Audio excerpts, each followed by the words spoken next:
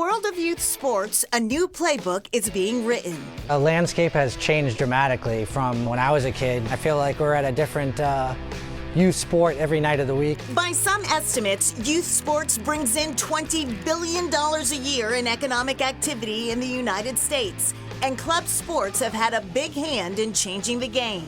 There's hundreds upon hundreds of organizations and teams. It's been a big time thirst for people, I think, across so many sports. Club teams offer year-round training. I just try to keep getting better every day at practices, at games. Elite competition. We play with good teams and we get good competition. And for some, a pathway to college. And the opportunities to be able to play college basketball for free is absolutely amazing. Unlike many town and school-sponsored programs, club sports go beyond seasons, giving athletes a chance to face top talent all year round, says 8th grader Maddie Abba. For a town team, we only have one game a weekend, but for club, you have a tournament every weekend. So I'll be playing 4 games a weekend instead of just one. Club teams are formed based on talent, skill, and experience. For athletes like 8th grader Lainey Lee, the benefits are clear. I get to shoot more, dribble more, and I just get to play with more girls who understand and love the game as much as I do. And for the many parents who shuttle their kids to and from club practices and games, often hours away, It feels like a second job, but I wouldn't change the experience at all. it can be the hope of college recruitment opportunities, or more simply, for their child just to be a player in the game. Do you feel like there's pressure to play club sports? I think there's a little of that. One organization at the heart of this movement is Middlesex Magic, a youth basketball club based in Wellesley. Founded in 1993, the club is now led by former Celtics assistant basketball coach Michael Crotty Jr., who took over after his father's passing. The Magic has evolved quite a bit. Starting with 2 teams, Middlesex Magic has grown to more than 70 across all levels and age groups. More than 600 Magic players have gone on to compete at the collegiate level. To be able to help one kid become a college athlete, every time it happens, the joy I get is so real. Good move, Alex. Athletes like 19-year-old Alex Wilkins have the Magic spirit. He plays on Magic's sponsored elite Under Armour team. What is it that you love about basketball? Basketball has been amazing to me. It's gotten me to school for free, so it means a lot to me, for sure.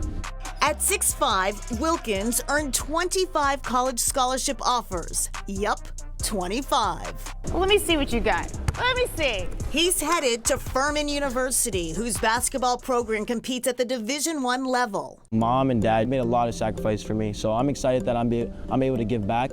Alex credits his family first for his success, but also the opportunities provided by club sports, largely Middlesex Magic. It's opened doors that I never thought would open, if I'm being told. That's changed my life. I've met some really great people. Watch film, we have scout reports. We're always together, we're always eating together. Do you think club sports are necessary to play at the collegiate level? Yes, ma'am. Yes, ma'am. I played in front of maybe 30 coaches a game this summer. Crotty knows a lot of people. He's built those relationships over years. If you think you're a collegiate athlete, you should definitely be playing for a club. But club sports aren't cheap, and most families have to pay to play, investing thousands a year in travel, training, and equipment. The 2022 Aspen Institute State of Play report says parents of kids in elite club programs often spend $12,000 or more per year. And for every success story like Alex, many families invest big bucks and endless time into club sports for athletes who may never play at the next level. Why? So we have those inspirations like our kid's gonna go pro, but then we come to the realization that, that's not gonna happen. As long as they feel comfortable playing and they build that confidence in themselves, that's what we look for. I'm having a blast.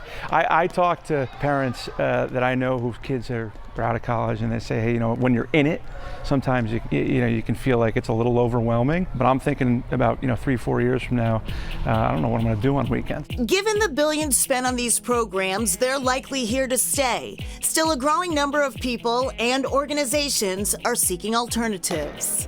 What is being sold right now is that the only way for my kid to participate in sports is to really deeply invest in one sport. Pick the club sport, pick the specialty training, whatever it might be. And Robert and I both challenge that as what is real for kids in terms of their development. And that continues to be a huge conversation in the youth sports world. Also, private equity is in the game, buying teams and facilities, which could bring better resources, but also higher costs to families and a shift toward profit over player development.